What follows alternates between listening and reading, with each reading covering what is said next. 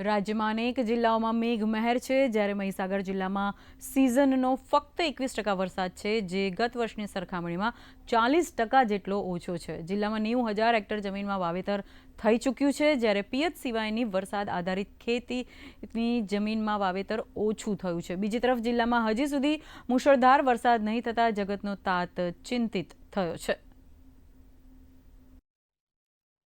મહીસાગર જિલ્લામાં અત્યાર સુધીમાં 90,219 હેક્ટર જેટલું અંદાજિત વાવેતર પૂર્ણ થઈ ચૂક્યું છે.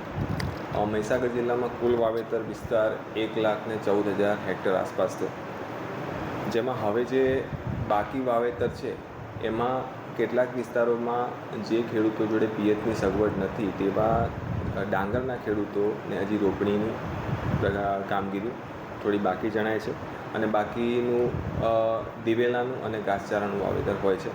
આમ ગત સાલની કમ્પેરિઝન કરીએ તો ગત સાલે આ સમયમાં 1 લાખ આસપાસ વાવેતર વિસ્તાર હતો, જે હાલના તબક્કામાં 90,000 આસપાસ છે, એટલે કે 10,000નો જે ડિફરન્સ છે. પરંતુ છેલ્લા 2 દિવસથી હાલમાં વરસાદ સારો છે, અને